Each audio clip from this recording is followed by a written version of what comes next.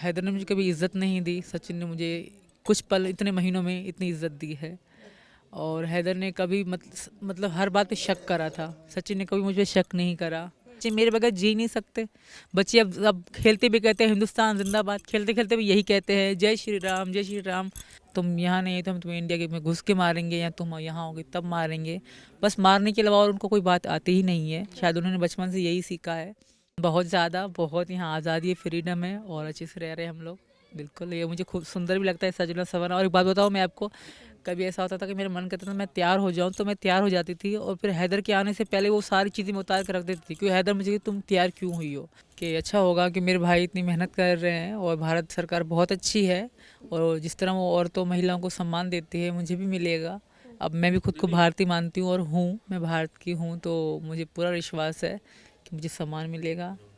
तो योगी जी मोदी जी पे बहुत विश्वास है, डॉक्टर पी सिंह पे विश्वास है। और जो लोग बाहर से साजिशें कर रहे हैं, कोई लोग धमकी दे रहे हैं, कोई उल्टा सीधा बोल रहे हैं। किसे धमकी दे रहे हैं? हमें धमकी दे रहे हैं, कोई वीडियो बना के दे रहा है, कोई कुछ कमेंट करके दे रहा है, तो धमकियाँ रेगुलर मिल रही हैं। किस तरीके की धमकी आपको मिल रही कि हम तुम्हें इंडिया में घुस के मारेंगे, तुम यहाँ नहीं तो हम तुम्हें इंडिया के में घुस के मारेंगे, या तुम यहाँ होगे तब मारेंगे। बस मारने के अलावा और उनको कोई बात आती ही नहीं है। शायद उन्होंने बचपन से यही सीखा है। तो मुझे विश्वास है कि मेरी और मेरी 4 बच्चों की जान कोई खतरे में नहीं डालेगा। ये पाकिस्तान से धमकियां आपको आ रही है, ये कैसे कंफर्म है? ये मेरे खुद वीडियो 2 दिन पहले लाइव आई थी, हैदर की वीडियो ही चल रही थी। उसका चाचा का लड़का था, नहीं चाचा के नहीं, बुआ का लड़का था, नाम बशकली नाम है उसका। किसका? हैदर जो है, बुआ बख्शली नाम है उसका। वो कह रहा कि हम भी, तुम सीमा इंडिया में बैठे हो कि हमें हमें ऐसे समझती हो, हम भी गैरतमंद मर्द हैं, तो हम भी तुम्हें इंडिया में घुस के ना मारें तो हमें। इसका क्या अर्थ हुआ? इसका यही होता है कि गैरत के नाम पे वो लोग अभी ये मतलब हर तरह से कहीं ना कहीं कहते हैं मुंह में निकल ही जाते, तो उनकी ये मुंह से निकल ही आई। पहले तो कह रहे हैं कानून ने कुछ नहीं किया, तो हम तुम्हें घुस के मारेंगे कि हम भी गैरतमंद मर्द हैं। तो वो गैरत की बात वही गैरत की बात, तो जो वहाँ होगा वो यहाँ की धमकी दे रहे हैं, पर ये भारत है। यहाँ वो मेरा बाल भी बांका नहीं कर सकते। यहाँ मैं बहुत सेफ हूँ और मैं खुद को सेफ फील करती हूँ। आप भी पाकिस्तान नहीं जाएंगी, बच्चों को भी नहीं जाने जाएंगे देंगी? मेरे बच्चे खुद, मैं बच्चों में खुद डिसीजन छोड़ूंगी। बच्चे अगर बच्चे कहते हैं हाँ मम्मी हमें वहाँ जाना, बच्चे छोटे हैं मेरे पाकिस्तान के लिए, बच्चे कभी भी नहीं जाएंगे। बच्चे मेरे बगैर जी नहीं सकते। बच्चे अब खेलते भी कहते हैं हिंदुस्तान जिंदाबाद, खेलते खेलते भी यही कहते हैं जय श्री राम जय श्री राम। अब बच्चों को नहीं पता कि वो पाकिस्तान क्या है क्या नहीं है। बच्चे को पता है कि भारत ही हमारा देश है और भगवान ही हमारे भगवान है। और हैदर कहे कि बच्चे हमारी जान है, तो वो हैदर का 2 बच्चे और भी तो हैं। 2 बच्चे और हैं, वो बहुत बड़े बच्चे हैं उनके। उन्होंने आज तक शिक्षा स्कूल का कुछ भी नहीं देखा। वो वहाँ बैठ के कहते हैं मेरे बच्चे स्कूल नहीं जाते, मेरे बच्चे स्कूल नहीं जाते। अरे हैदर के जो 2 बच्चे आप बता रही है वो आपके हैं या किसी और के? और किसी पहली पत्नी के हैं जी, साजिदा और दिलशाद नाम है 2 बच्चों का। और वो आज तक स्कूल का चेहरा तक नहीं देखा वहाँ, क्योंकि उनके गांव में स्कूल है ही नहीं। हम वहाँ से थोड़ा अपने ऊपर आते हैं क्योंकि भारत की बात होती है। आपका जो ये पूरा परिधान है, सबसे पहले मैं यही पूछूंगी कि ये जो परिधान आपने पहना हुआ है, 1 साल पहले आपने क्या पहना था? 1 साल पहले या तो सूट या तो बुर्का जी। क्या आपको बदलाव लगा? बहुत ज़्यादा, बहुत यहाँ आज़ादी है, फ्रीडम है और अच्छे से रह रहे हैं हम लोग।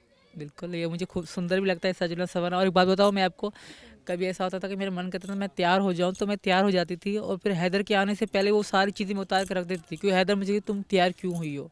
अगर वहाँ पे शादीशुदा औरत भी सुर्खी लगा लेना, पहले पूछेंगे तुमने सुर्खी लगाई क्यों है, कारण पूछेंगे।